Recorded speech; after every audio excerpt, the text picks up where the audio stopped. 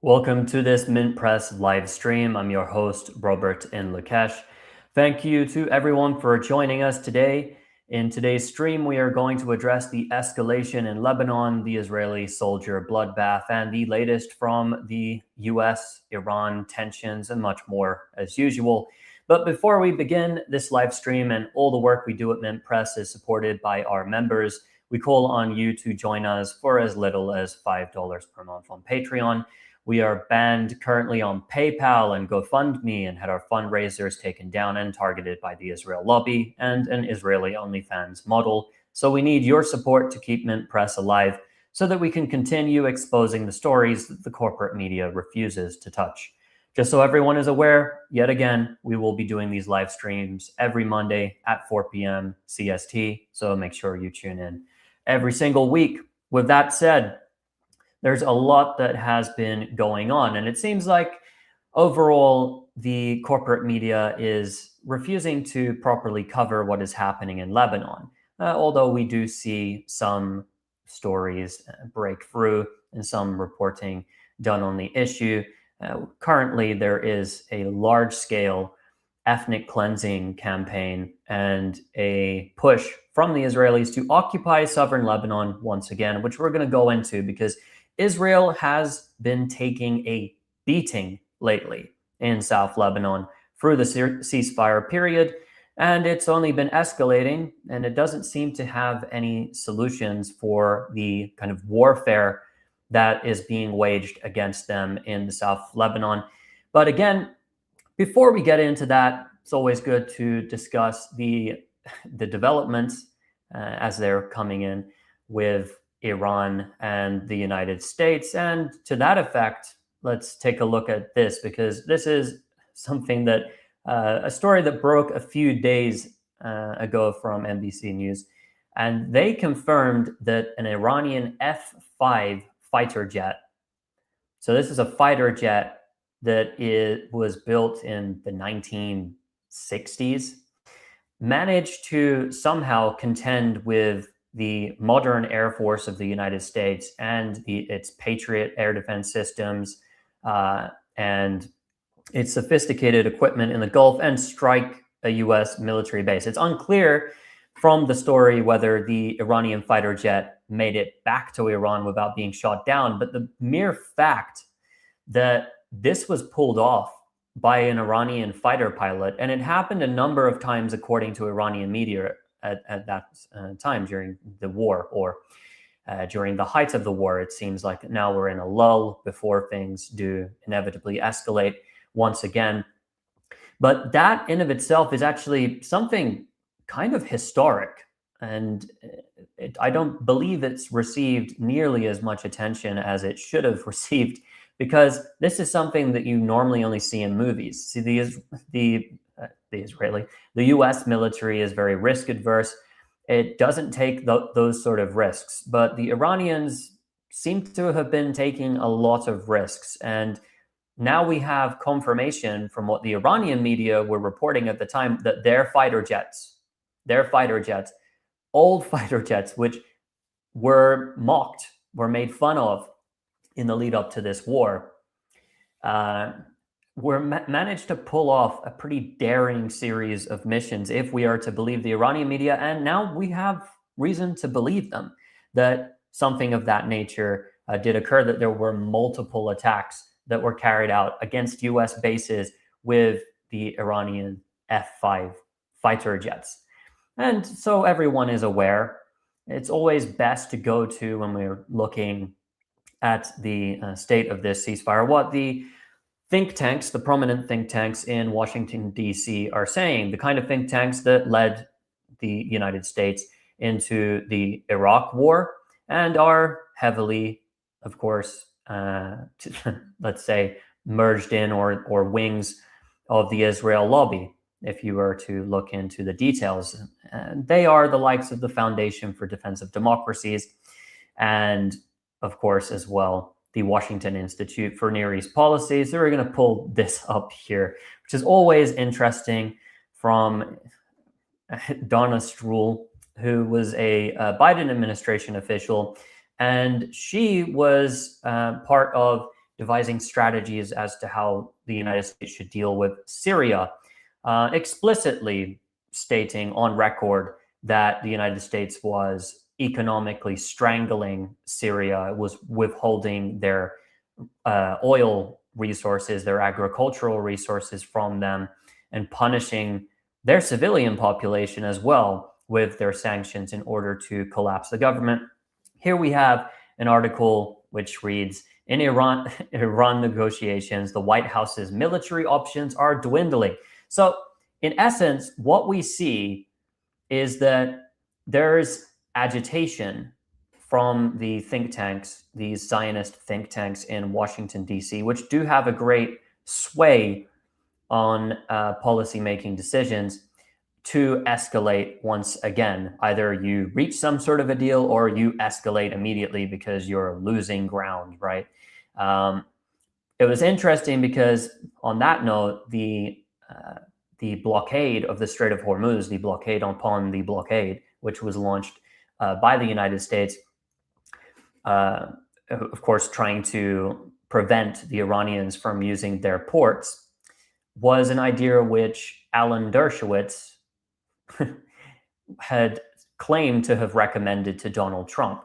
So that just shows you a little bit of how things work in Washington and how this war is being led. Again, when we're looking at this, if we go back and we look at what the Washington Institute for Near East Policy has been saying all along, right after the 12-day war last year in June, the Washington Institute for Near East Policy was immediately agitating for another round. Now, they were very explicit that this should be the final round, that there shouldn't be anything after this, but they wanted it to be limited. Now, it's very clear it can't be limited, but we still see that agitation there. This needs to be the final round, the final war. And of course, Israeli Prime Minister Benjamin Netanyahu said at the start of this war that this is something that he's been waiting for 40 years. So for 4 decades, the Israelis have been chasing this moment where they could get the United States government to commit to an offensive against Iran. Now they're stuck, the US, but the Israelis have not fulfilled their tasks yet.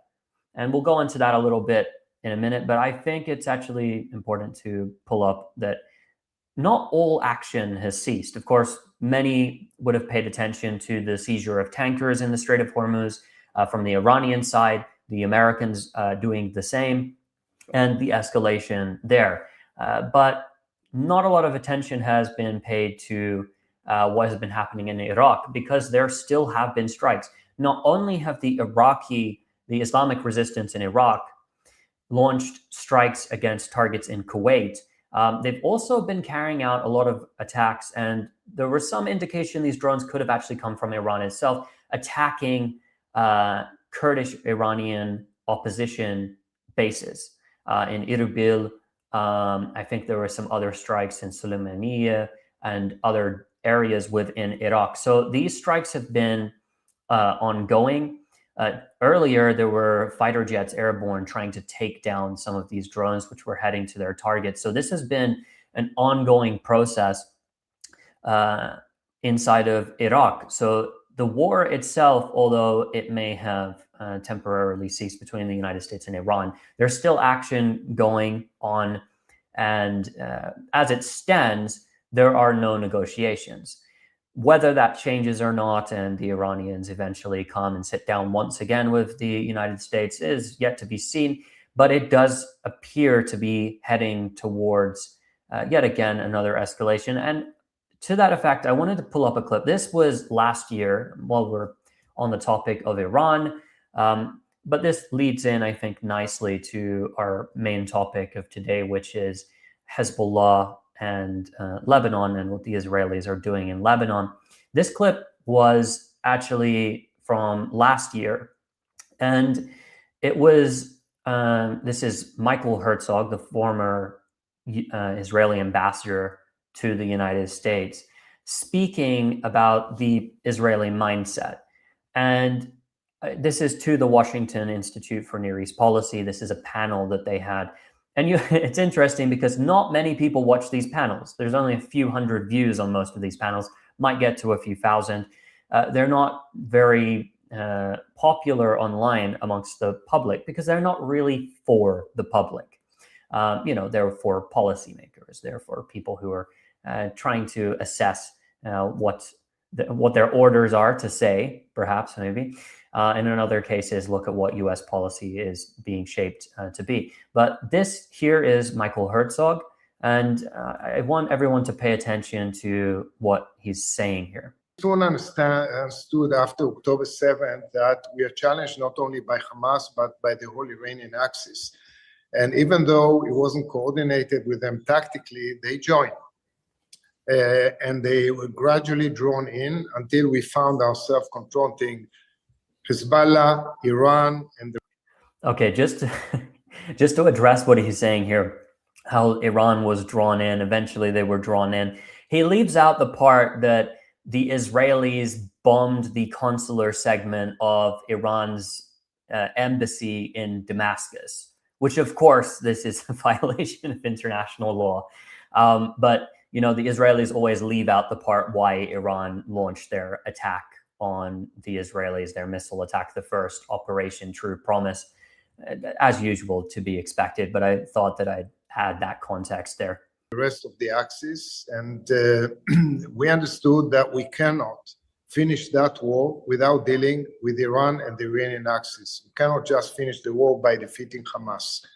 So after we basically degraded Hezbollah, deterred Iran, took action against the whole axis, even the Houthis, and after Syria collapsed, Israel fixed its gaze on Iran itself, the big prize, what's called the head of the snake. And in fact, the specific planning for the current campaign was started in November, after the last round with Iran. So for context, he's speaking about the 12-day war. So this is commenting not this current attack, but the 12-day war. And it's important to note because this is before the Trump administration took office, that the war against Iran, the 12-day war, was being planned by the Israelis and was set forth. And after Hezbollah was hit hard, and it was a new type of plan. It was a new concept, no longer pinpointed strikes on nuclear sites. It was a much broader, bigger campaign against the Iranian system to weaken it, so that it'll be much more difficult for the system itself to reconstruct its strategic capabilities. Iran, I believe, misread Israel totally.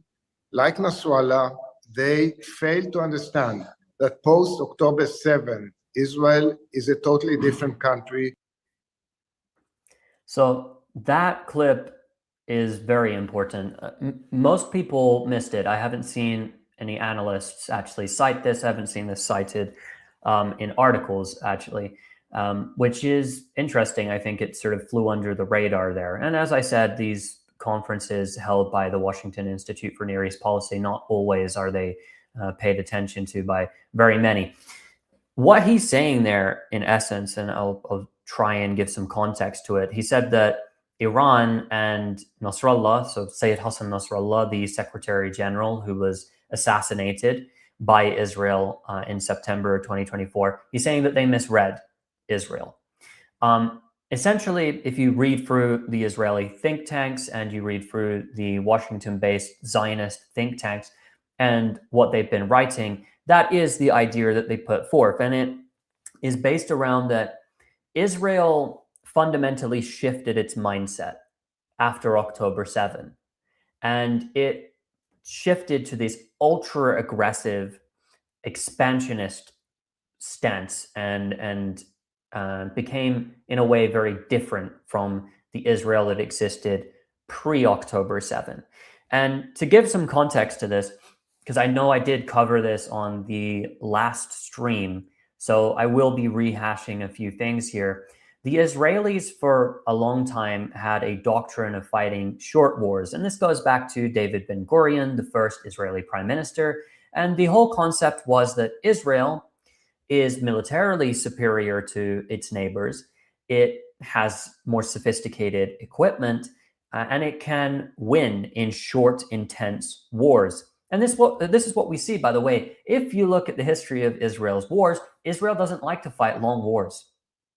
The longest war it's ever fought was against Gaza after October 7. It's never fought wars that go on for years and years and years. That's not what they do.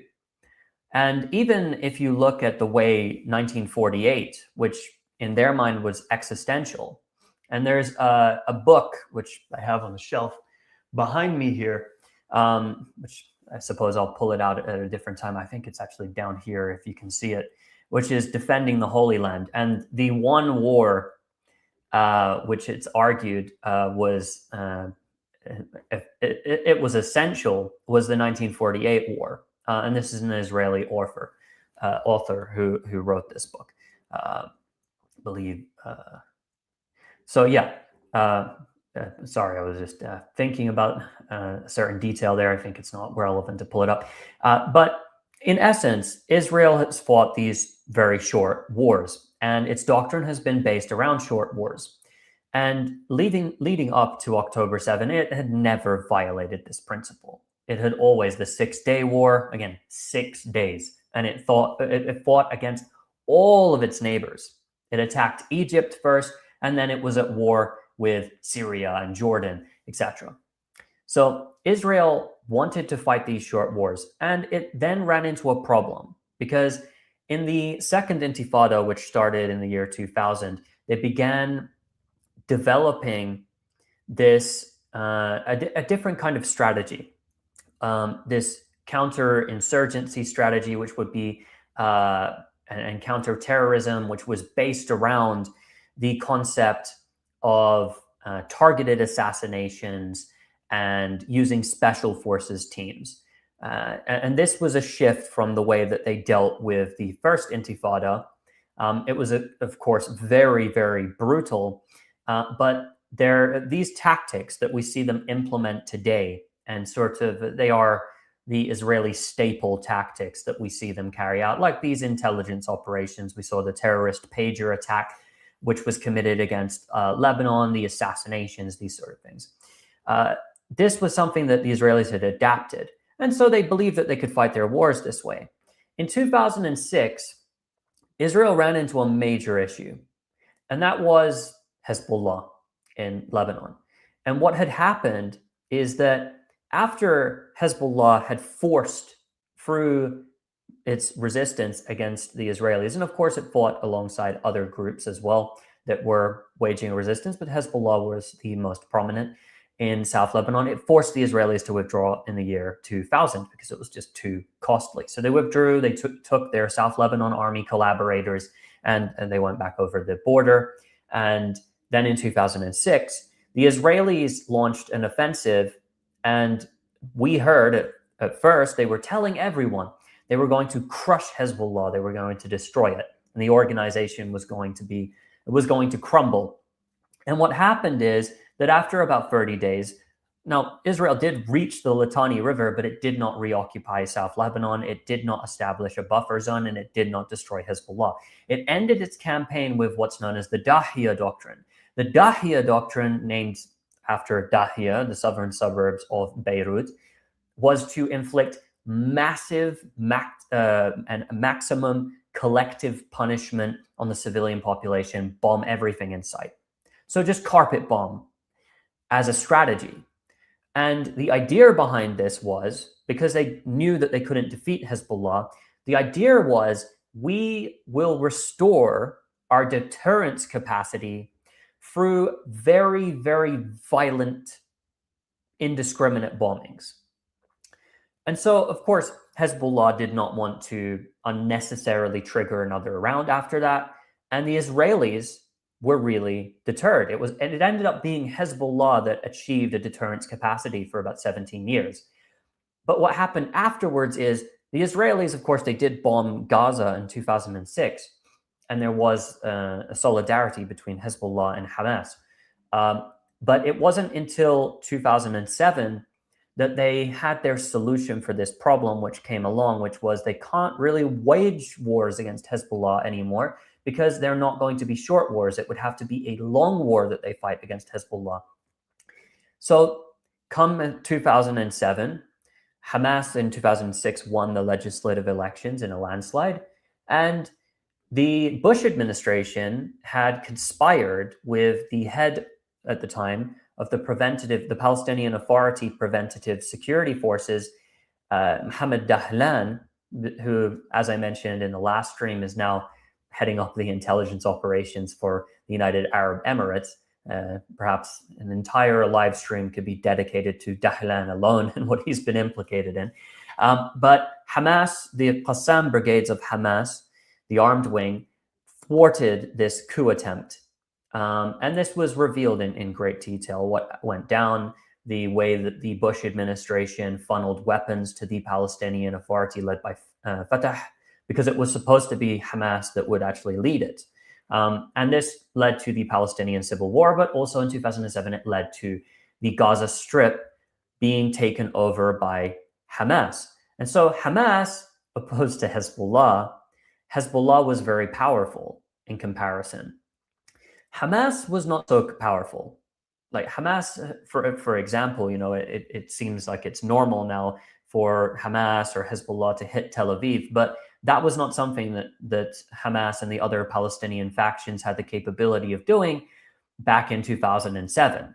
And so 2008-9, Israel launched its first major massacre in Gaza. And then it would continue to commit these massacres, these attacks against the Gaza Strip, where it implemented the Dahiya doctrine, and it would degrade the Palestinian armed groups in Gaza.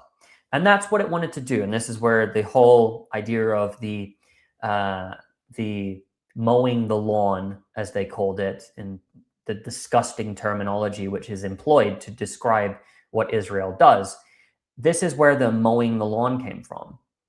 You inflict massive death and destruction on the civilian population, implement the Dahiya doctrine, and you will take out some of the capabilities of the Palestinian groups, which aren't as well armed, and they're not as well equipped as Hezbollah, so they're not difficult to inflict what, to the Israeli public anyway, is a convincing defeat upon them.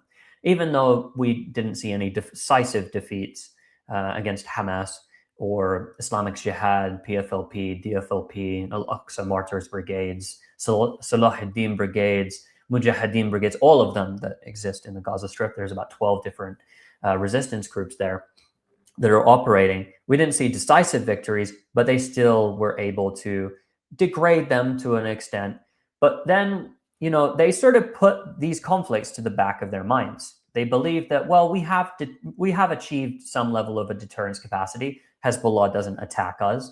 The Palestinian factions in Gaza are a nuisance, but they're not something that is going to pose an existential challenge to us. But things began to change slowly. I won't go through all the history of Gaza. Perhaps that's for a different stream. But October 7 changed that calculation. Because again, when people focus on October 7, they don't focus on the right things because of the way in the Western corporate media it's framed. About 400 Israeli soldiers and security force members were killed on October 7. And the Sovereign Command collapsed. All of that superior technology, the Air Force, and by the way, the Israelis very quickly were this myth that they didn't respond for 6 or 7 hours is not actually true. The Israelis, they say that they didn't properly respond because they don't want to admit that they brought in their Apache helicopters and were firing indiscriminately, and that they brought in their drones, for instance, and they were launching drone strikes and they had their tanks there. They don't want to admit their role and to what extent they played in that. But it shocked the Israelis.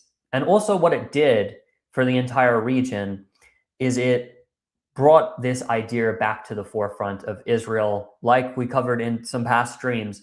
Sayyid Hassan Nasrallah, the Secretary General of Hezbollah, said in 2000, after the liberation of South Lebanon, that Israel is as weak as a spider's web. And so this idea, this concept came back. And Israel realized that its strategy of these short wars, the Dahiya doctrine, all of that was not going to work. It's not going to be enough. So what they had to do instead is they had to adopt a new strategy. And so Michael Herzog, in the clip that you just heard that I just played before, the former Israeli ambassador to the United States, is reiterating something that the Israeli think tanks have been talking about, and that they've been talking about in the Israeli Hebrew media, if you follow it, about the change in the mindset of the Israelis, which we don't get in the Western corporate media. We don't get this issue addressed. And often most people don't have enough context. And most of the reporters in the corporate media don't even know these details or don't care to know these details. The ones that do actually know won't give you these details purposefully. And so the Israelis implemented immediately a genocide in Gaza, again, part of their deterrence capacity. And then they went after every single other front. And Netanyahu has repeatedly said this. He's repeatedly said that this is a 7-front war. He's repeatedly said that this is a regional war, that we're fighting, darkness versus light and all of the rest of it. Because to Israel, this is a regional conflict. This is not just fighting against Palestinian groups. This is about crushing every single front of resistance in the entire region. And of course, the head of the snake for the Israelis to fight is Iran. And so the whole concept that the Israelis have is if you cut off the head of the snake, which is Iran, then the body dies. Then Hezbollah is not an issue. The Iraqis are not an issue. That Ansarullah in Yemen is not an issue. That the Palestinian factions are not an issue. Of course, this is actually a false idea. I'm not saying it wouldn't badly degrade their capabilities, and they wouldn't have, of course, all these groups wouldn't have a main backer anymore, but it wouldn't stop them from resisting, in my opinion. But that being said, that is the ideology, and they went straight after it. And I believe that if you looked at what Iran was doing at the time and what Hezbollah was doing in the lead up to September of 2024, when Israel launched its all-out war on Lebanon and assassinated most of the senior leadership, and of course launched its pager attacks, its indiscriminate pager attacks, the Iranians and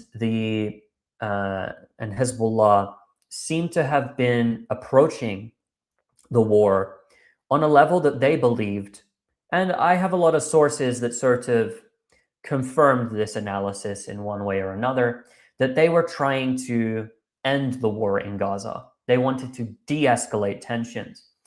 And what Israel was concerned with is making sure this cannot happen, that they need to escalate, that they need to take out every single one of their adversaries, and that they need to expand. And that's why we see right now that the Israelis, they no longer hide their intentions. Everyone from Benjamin Netanyahu to the opposition leader Yair Lapid have said that they seek a greater Israel. So they want that greater Israel project is being followed now. It is being sought after now. They want to achieve it at this moment. And that's why they're expanding into Syria. That's why they're expanding into southern Lebanon. And of course, in terms of the West Bank, things are going crazy. There's a massive ethnic cleansing campaign, which is being carried out by the settlers, of course, backed by the Israeli military. They're trying to expand. That being said, and all of their conspiracies that they have, which I think are in the open, they're very overt at this point. I believe now is probably the time that we should get into what's been happening in the south of Lebanon. First of all, just as an update here, Israel has began a bombing campaign which goes and targets the Bekaa Valley area. Now, the Bekaa is obviously not South Lebanon. So this is the first time in 3 weeks, according to the Times of Israel, that the Bekaa Valley has been struck. And they launched a rather broad range of attacks against it, as well as large-scale attacks in the south of Lebanon, which are still ongoing right now as I speak. So the Israelis are committing to escalate tensions further. And part of the reason why they're sort of stuck here and they're being forced to escalate so quickly at this moment is because of how bad things are on the ground. And I'm going to pull up just this map here. I think this is important. Okay, I pulled this up last time as well. This is Israel's so-called buffer zone, as they claim.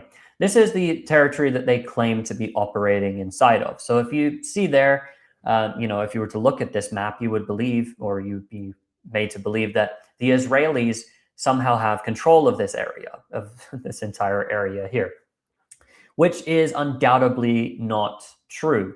Now, they are operating within this zone, this so-called buffer zone, for sure. They are set up in different towns and villages throughout the south, but they do not have full operational control, and Hezbollah is surrounding them. They're all over. And the Israelis have suffered some serious losses, and it has been very difficult for them to try and contain what's been happening to them. This is a video that was released, by the way, today, and was of an attack that occurred yesterday that I'm going to play here.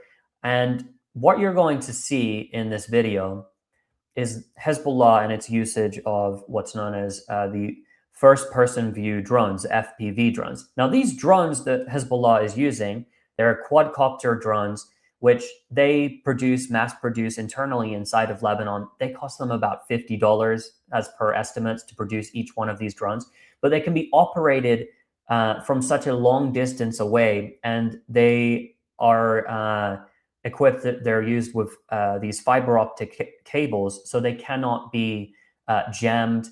It's hard for you to detect them, and they carry a considerable explosive charge. So they've been used en masse in South Lebanon by Hezbollah. It's been a major problem, but they didn't in this attack, which took place yesterday in an area called Taibe. They didn't just use the drones against an Israeli a series of Israeli soldiers, 6 Israeli soldiers. They also used the drones and attempted to hit the medevac operation and almost hit an Israeli helicopter. So I'm just going to play this here so you can take a look at what transpired.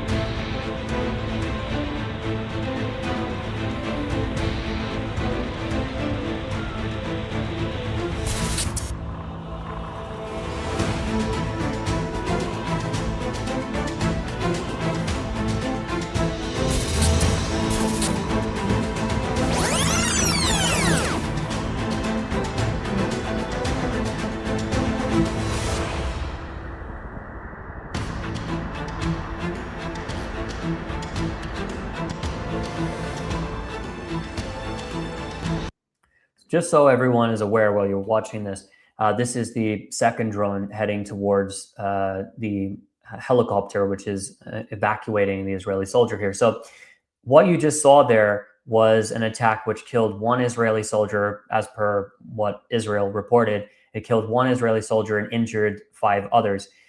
So this was a significant blow to the Israelis. Now, what you're watching is the FPV drone heading towards the Israeli soldiers as they're trying to evacuate the wounded and dead.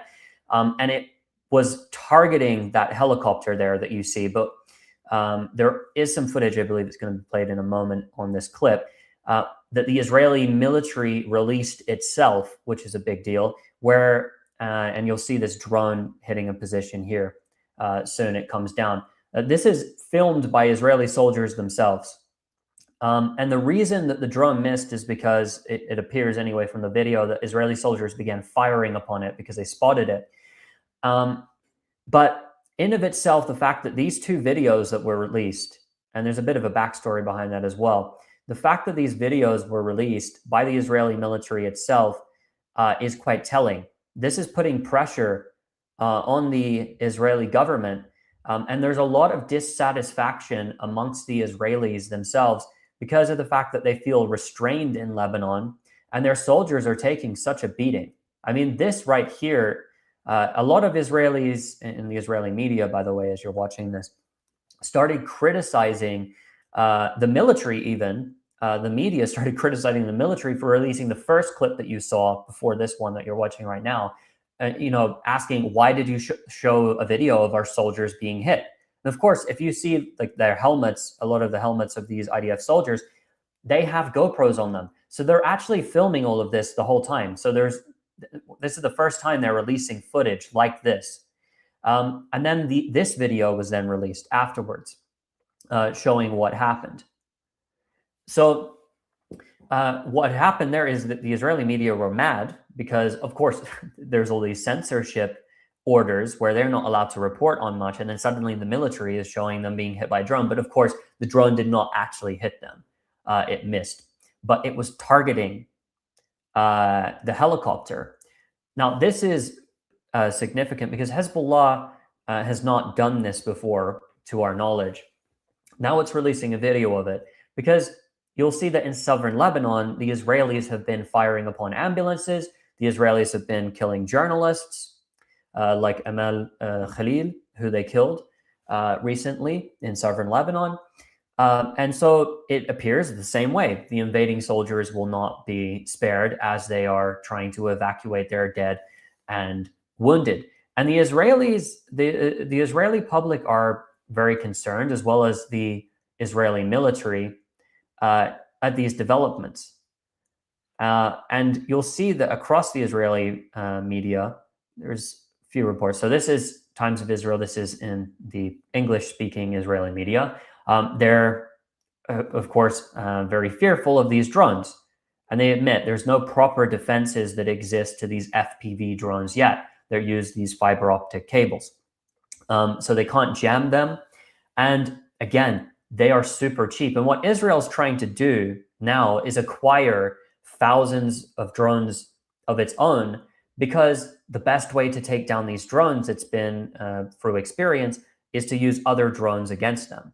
But again, these drones are so incredibly cheap that it requires nothing for Hezbollah to fire up these drones. And they've been doing it on a large scale as well. This right here is a translated page, but this is Israeli Kan News. And again, this has been massive in the Israeli Hebrew press, this focus on the FPV drones and the damage they are doing to their soldiers in the south. And there is a lot of frustration because the Israelis, they now feel as if they have been restrained because the United States is currently buying its time. Of course, it's rearming, and it looks like it's about to go to another round with Iran. But the Israelis are restraining themselves in Lebanon. And by restraining themselves during a ceasefire, they mean, maybe just killing a dozen or so civilians a day and blowing up towns and villages of civilians and killing journalists. Because, of course, the Israelis, a ceasefire means you cease and we fire. That's something that's well known at this point. But what Hezbollah has been doing now, because of how bad the bombing has been against the southern Lebanese communities, and the fact that the Israeli military has been refusing to allow the population of the south to return to their homes, attempting to ethnically cleanse them and blowing up, again, their entire villages, destroying their homes so that they don't have anywhere to return to, Hezbollah has started targeting a range of different Israeli settlements.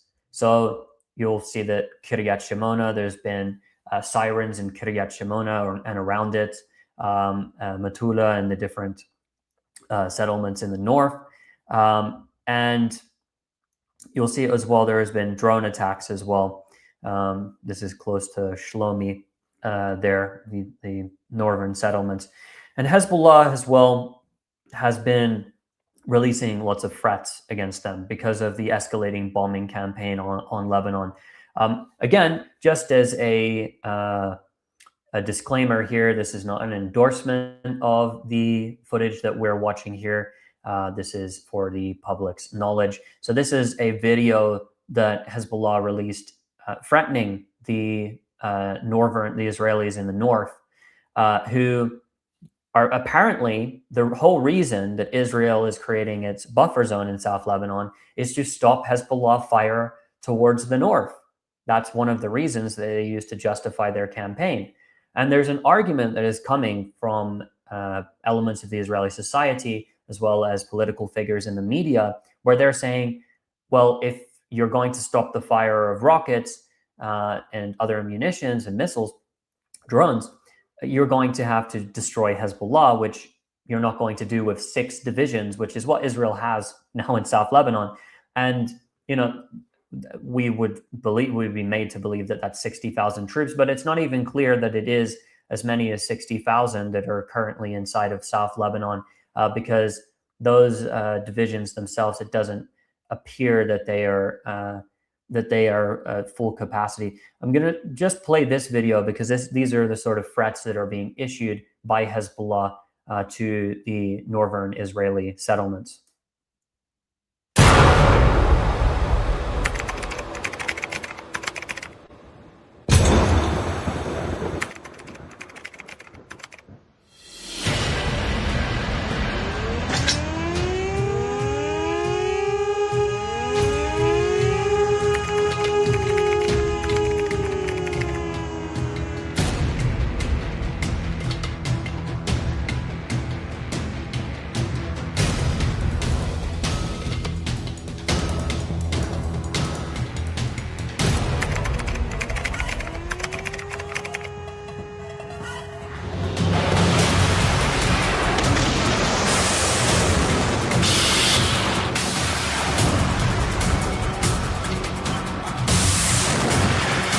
هذه المستوطنات الإسرائيلية في شمال فلسطين لن تكون آمنة ولو دخل الإسرائيلي إلى أي مساحة من لبنان.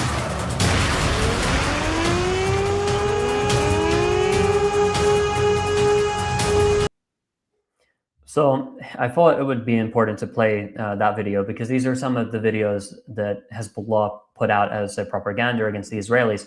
And it really does agitate the Israelis, these sort of videos coming out. And what you saw there was some of the missiles that Hezbollah has used, cruise missiles, ballistic missiles, drones that it has fired. And today the Israeli media claimed that 10,000 rockets, missiles, and drones had been fired by Hezbollah at their forces in South Lebanon and also at the north and different targets, because Hezbollah, even this time, they've hit targets in Tel Aviv, mainly going after military targets, radar sites, the likes so far. And this is something that is deeply troubling for them because they believe that they would get a ceasefire in Lebanon as they had before the attack began on Iran on the 28th of February earlier this year. And that was a 15-month ceasefire period where the Israelis committed 400 ceasefire violations as per UNIFIL, UN peacekeeping forces. They recorded them within 15 months.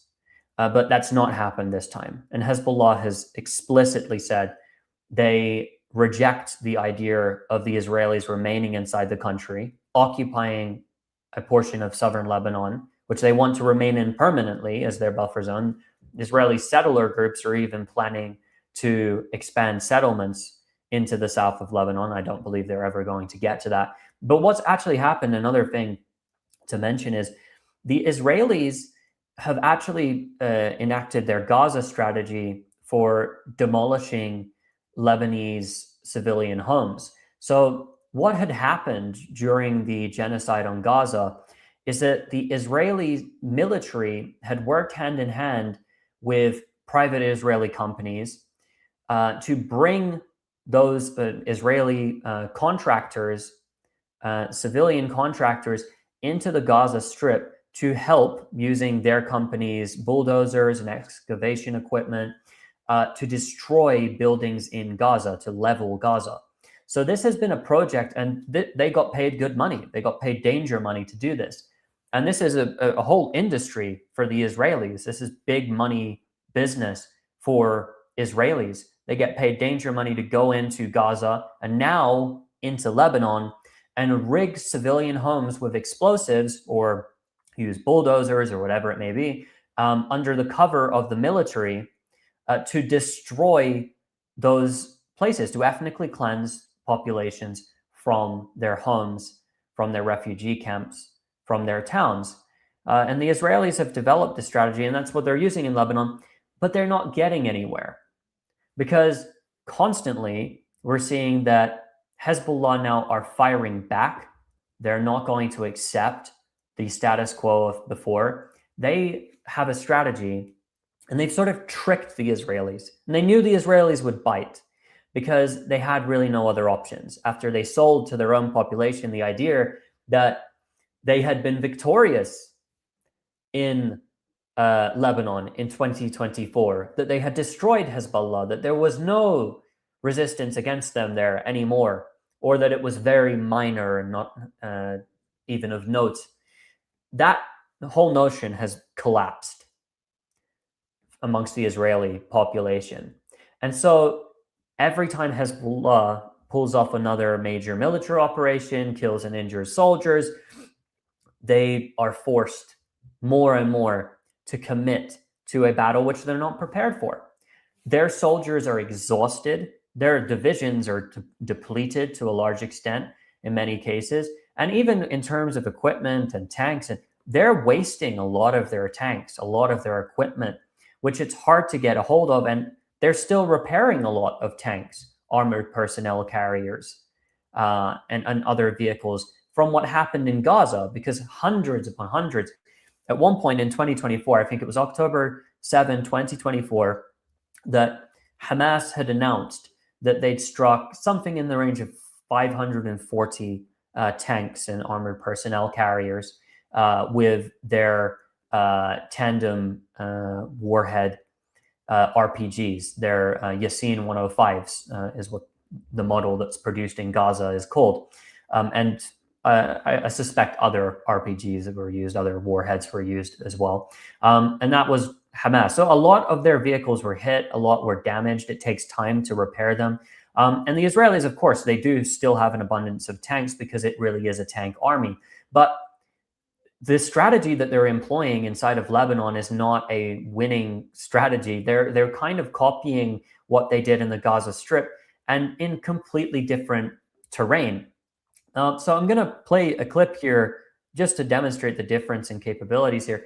What has been happening? So this is one of these FPV drones that Hezbollah has produced en masse in Lebanon, again, for around $50 a piece that they put them together. And this, again, like using these drones makes warfare so much easier for them, so much cheaper for them.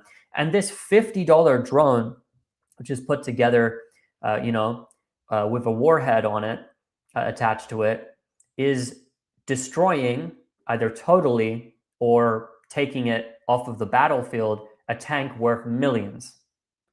So here's one of the videos, which all of this that I'm going to play, by the way, has been released within the past week and in most cases the past few days. So here's a video of an Israeli tank, a Merkava tank being targeted by an FPV drone. And you actually get to see in this footage what that drone actually looks like.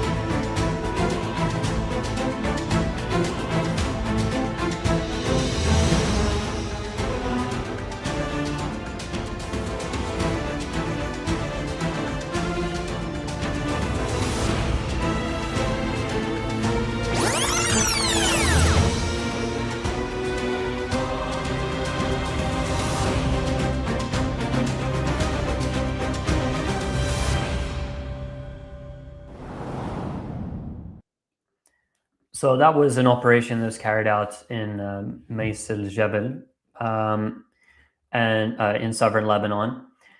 Just as a point of reference here again, I'm going to pull up this map here so that everyone's aware. This is where Israel claims that it has control in South Lebanon and is its buffer zone.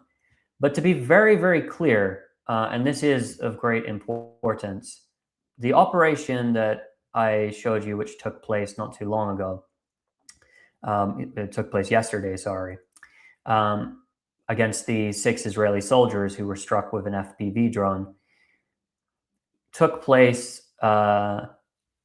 here near Taibe. So this is right next to this right here, if you can see, is the border, right? The blue line between the blue line, just so everyone is aware, there's no actual border that was declared by Israel. Israel hasn't declared its borders. So with Lebanon, there's what's known as the green line, which is a de facto border between both sides. This is that border area. This is Taibe. Taibe is where the operation was carried out with an FPV drone and that hit those 6 soldiers, killing one of them and injuring others. It's right next to the border. We're talking about just kilometers away. And this is Kiryat Shimona, which I showed a little while ago, that is getting hit still with rocket attacks sometimes. This area, at least, surrounding Kiryat Shimona has been struck with rocket attacks. So Israel claiming that it has this massive control across this whole sweeping area of South Lebanon here, it's just not true. It's just completely false. It's flatly false that they have this control in this area. And when you look at the just the maps, it becomes very clear that this is the case.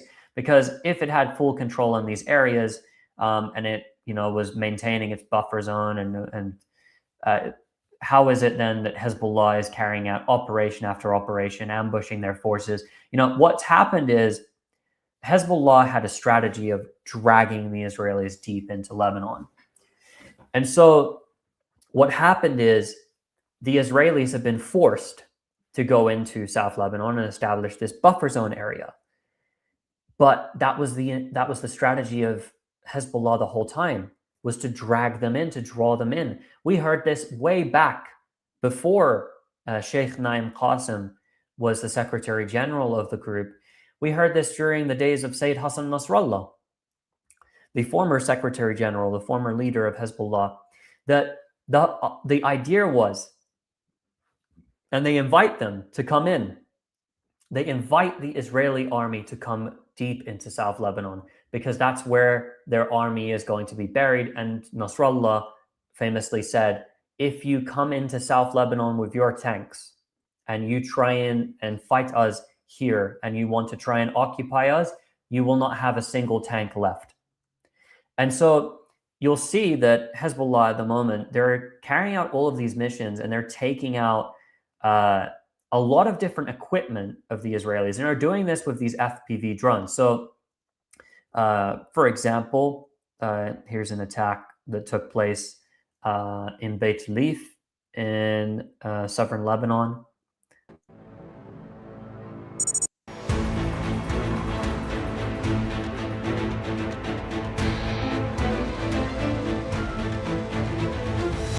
So this occurred 2 days ago, by the way. This attack is 2 days ago. And what they are doing with these drones, and the drone operators appear to be becoming more skilled with their use of the drones, they're attacking weak points in the tank. You'll see that they'll do top attacks, they'll target the doors of the tank. They're going after parts of the tank where the armor is at its weakest. And there's a lot of evidence that has emerged throughout where we see tank kill hits. But even if, these drones, which are carrying explosive packages and then warheads to various degrees, even if they're not destroying the tank, even if they just blow its tracks off, this is a huge inconvenience for the Israelis. But of course, Hezbollah is doing more than that they're going further. They're going after, for instance, in this case, I'll show you here, a command vehicle. And I believe this came out just late last week. This video was published.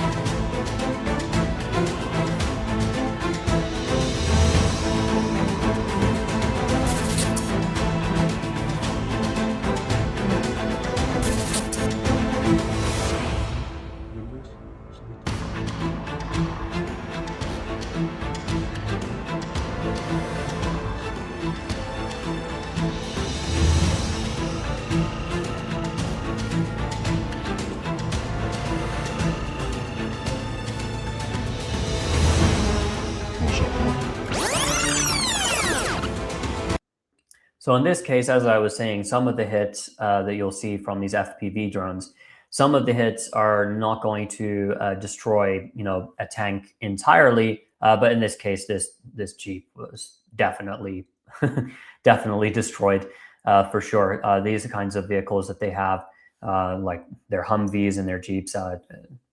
Can just assume if it hits, there's no way that a vehicle like that is going to survive. But that's their attacks on their command and control, because the Israelis have, mobile command and control. And these vehicles equipped with this technology, this is millions of dollars, which is being eliminated again by something that, by most calculations that I've heard, costs about $50. Even if it costs a few $100s in total, you're taking out millions of dollars worth of equipment. Multi-million-dollar Merkava tanks with drones that are put together inside of Lebanon, super cheap, with material that's easy to acquire, and it's causing an enormous issue for the Israelis. Another thing that has developed is that Hezbollah has been using its anti-air capabilities in the south of Lebanon also. Most recently, they brought down a multi-million-dollar Israeli Hermes 450 drone. So here's the footage of that.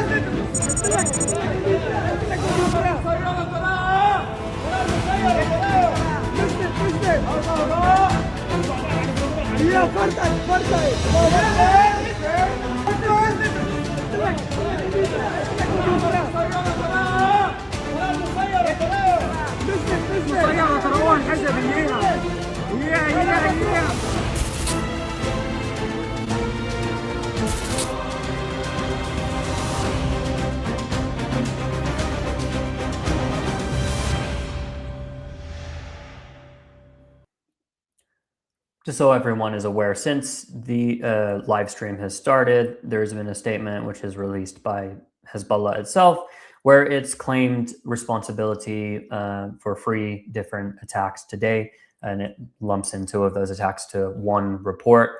The first was an attack which they say came in response for the demolitions of homes in villages in southern Lebanon, and that they targeted an Israeli D9 military bulldozer in Bint Jbeil.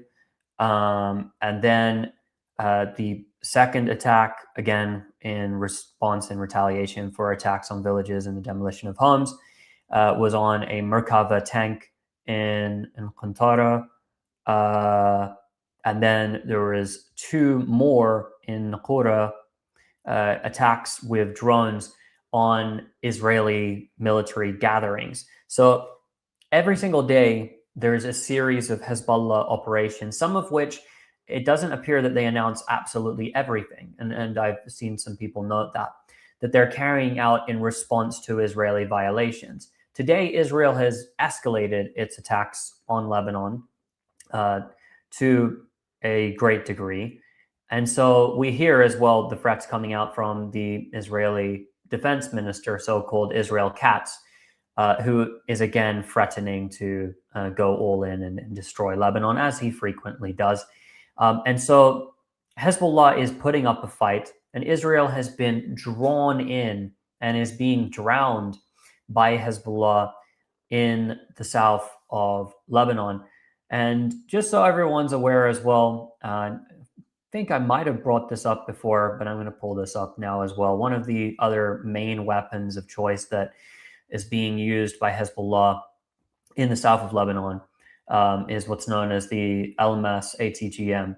This is here, this Israeli Research and Education Center, which focuses on the north specifically, sort of think tank. And what happened with this this system is that the Hezbollah managed to get their hands on it when they were fighting against the Israelis, and it's based on the Israeli spike system. And the Iranians, the IRGC, managed to reverse engineer it and then put it back in the hands of the Lebanese fighters in southern Lebanon. And so now these have been mass produced. There is an abundance of them. And we know there is an abundance of these weapons, by the way, just because of the way that they were being used even in 2024, when Hezbollah was under major strain. There was a massive stockpile that they still did have of these weapons and continue to have. And we've seen as well some evidence that these weapons continue to flood over the Lebanese border.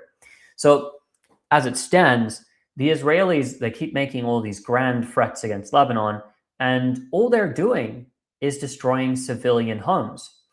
They claim to be hunting down Hezbollah and carving out this buffer zone, but there's just no evidence of that.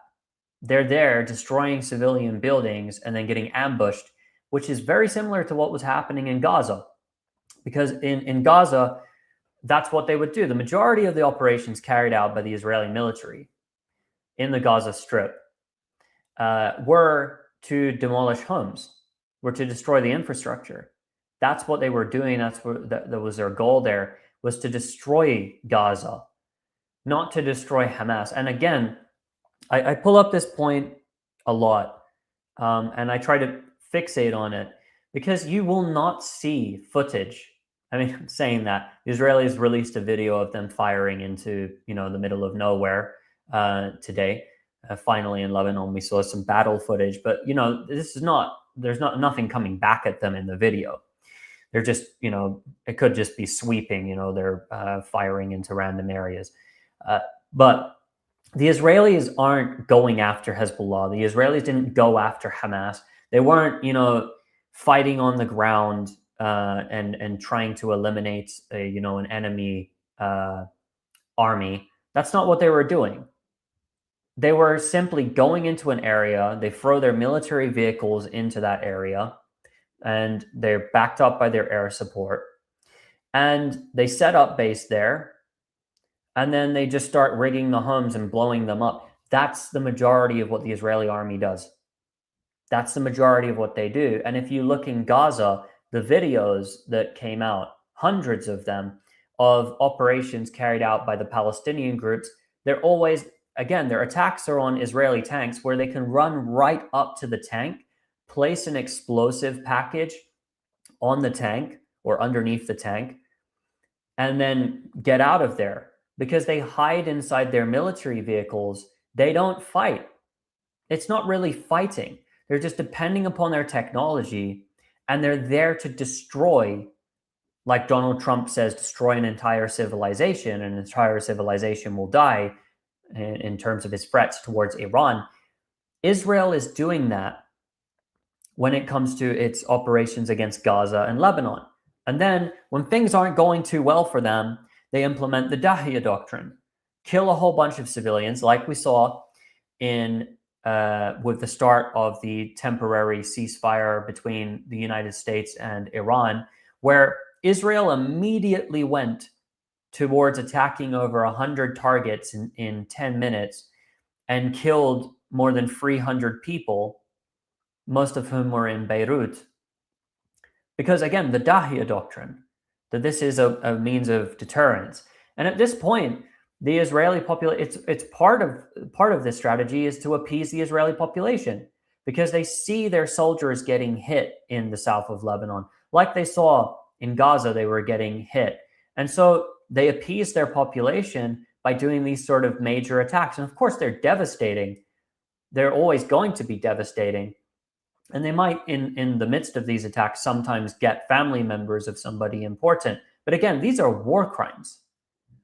This is not a military which is fighting a real war. They're trying to inflict genocide. They're trying to inflict ethnic cleansing. That's their strategy. That's the strategy that they're following here. And if you look at all the battle footage, it's all one way.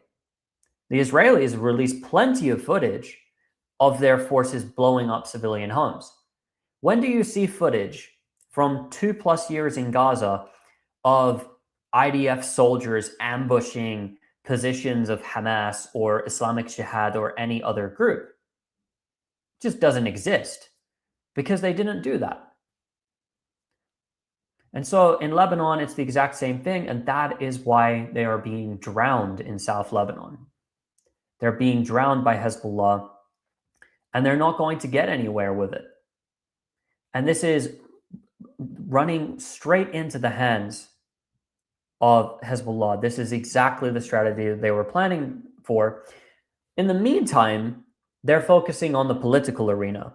They put up this spectacle with the so-called Lebanese government, which is behaving in a way that is completely betraying the south of the country. Yet again, the Lebanese government is engaged in this magical, like this mythical project to normalize ties with the Israelis while claiming that they're in talks to bring about peace and stability somehow while Israel is still bombing their country.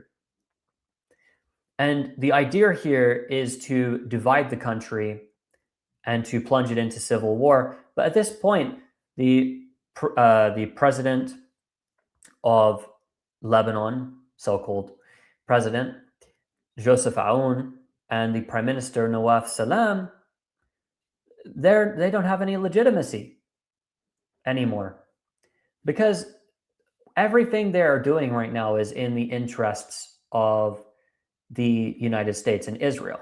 They're not behaving and they're not acting on behalf of the Lebanese public. And it wouldn't surprise me if there was some sort of uprising against them and their project to normalize like there was in the 80s.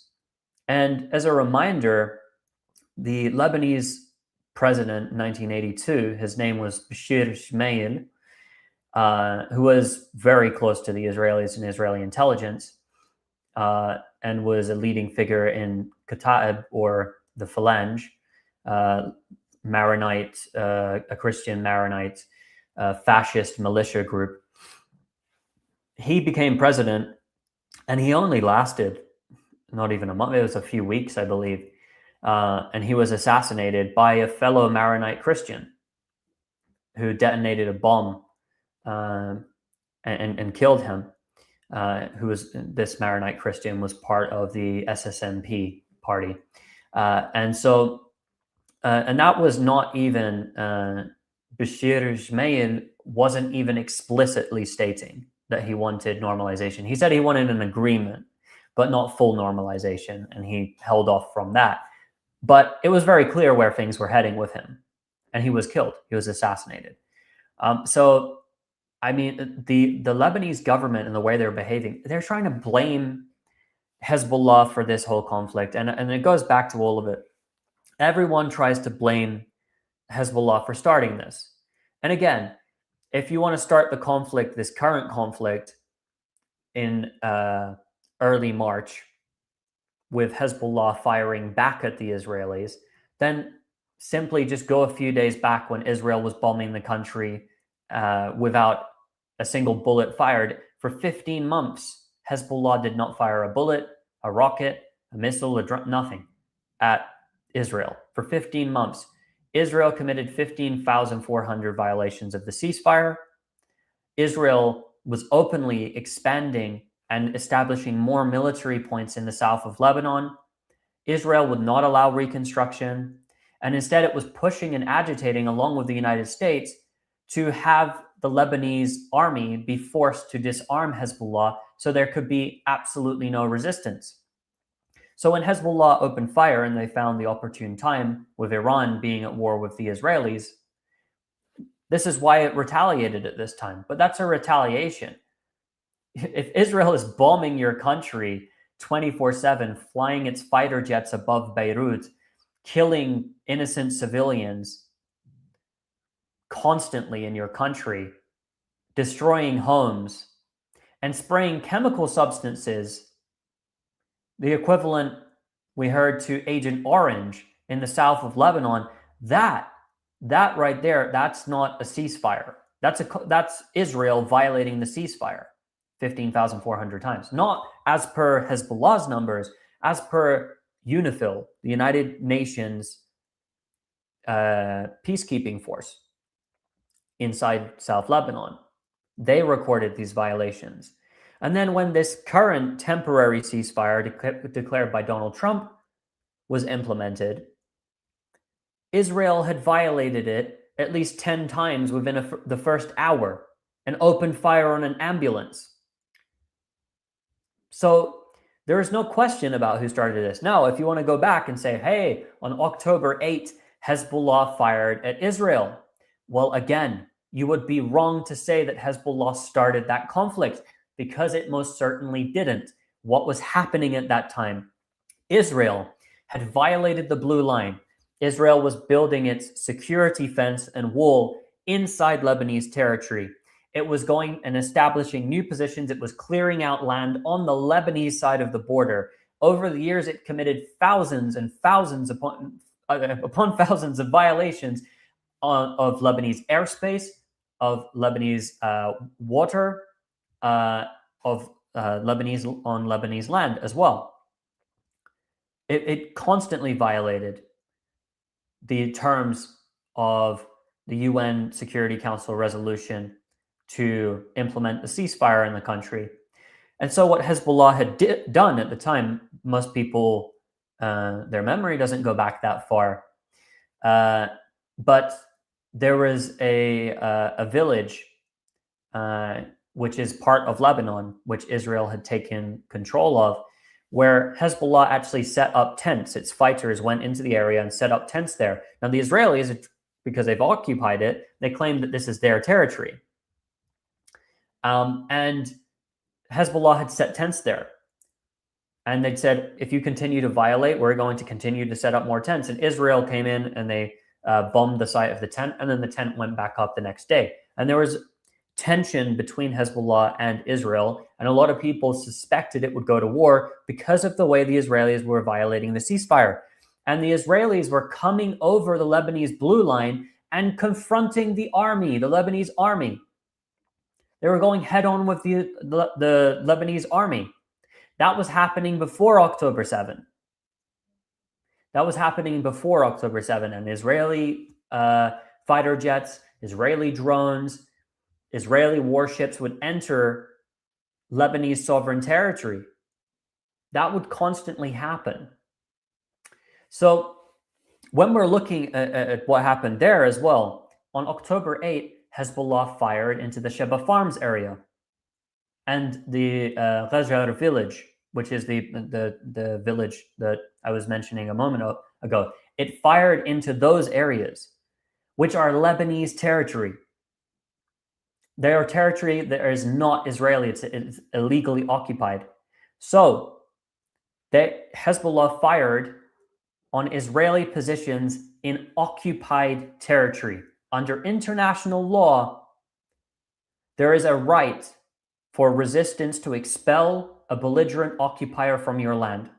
So you cannot, in that case, say that Hezbollah was the one to actually initiate that conflict. It wasn't. Now, did Hezbollah, again, time this in a way that was going to coincide with something else happening? Of course it did. Hezbollah didn't target all of the areas that are considered to be in Israel proper, or occupied Palestine, northern occupied Palestine, until Israel began bombing Lebanon and killing civilians. And even then, for a while, Hezbollah targeted mainly surveillance equipment, radars, cameras. These were the sort of sites, and military targets. And only after Israel dramatically escalated would it then go on to send rocket attacks against areas like Kiryat Shimona, Shlomi, Metula, all of these northern areas. So the idea that Hezbollah is responsible for this current conflict is utterly ridiculous. The Lebanese army is not allowed to resist Israel. And Tom Barak, the US's ambassador to Turkey and Syria, who then basically took over the Lebanon file, openly said in an interview last year, he said, we're arming the Lebanese army to fight their own people.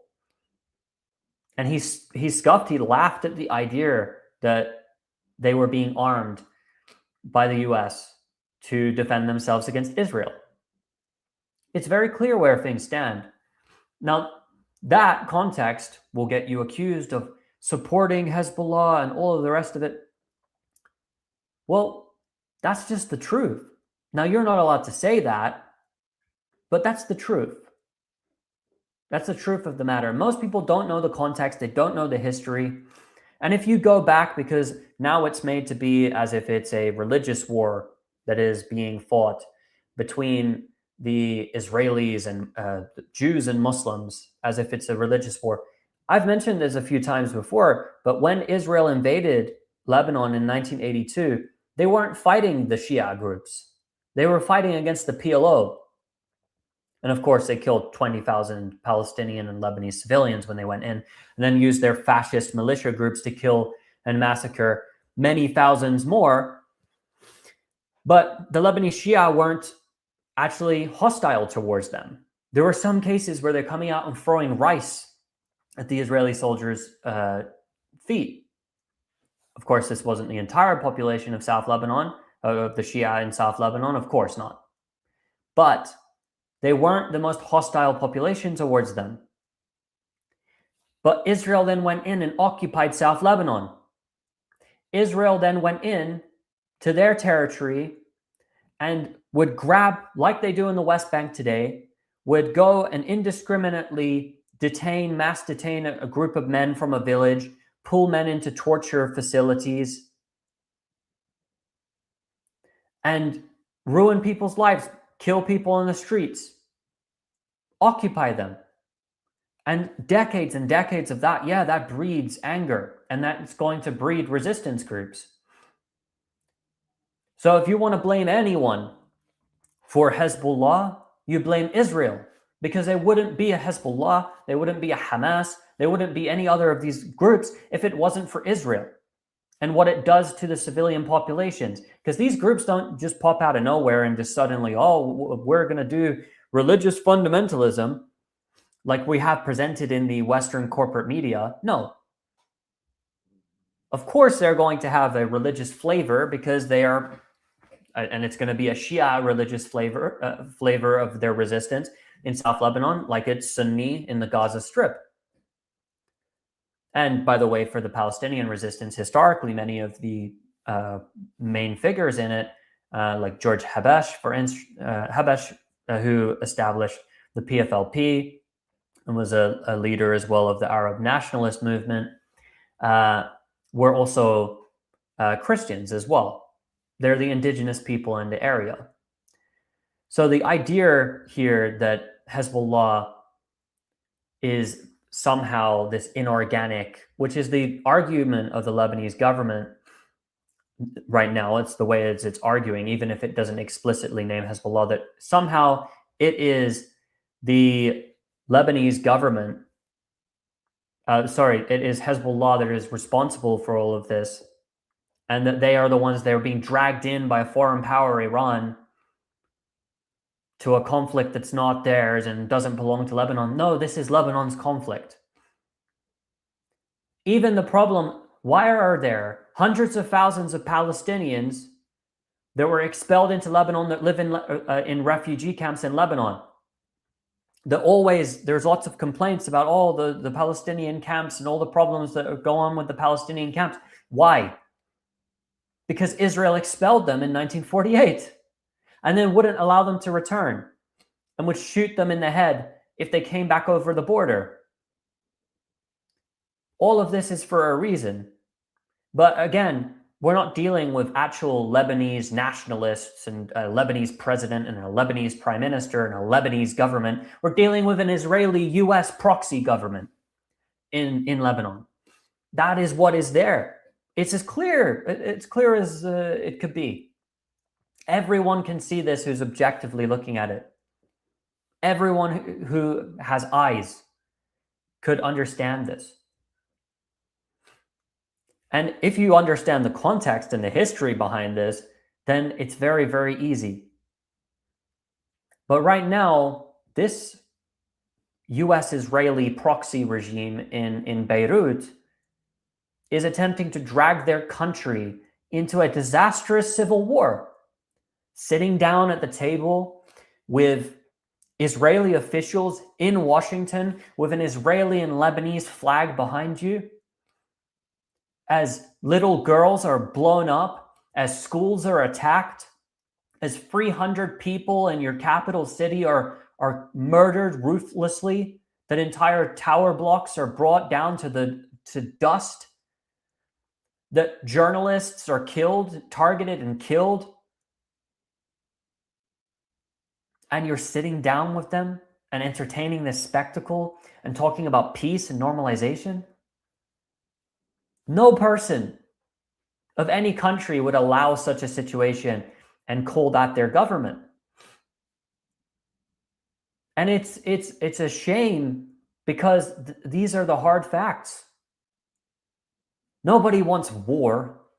Nobody would advocate just for war out of nowhere. But Israel is in your country. Israel is occupying your territory. Israel wants to seize your gas fields, which you just did an agreement back in 2019 because of Hezbollah.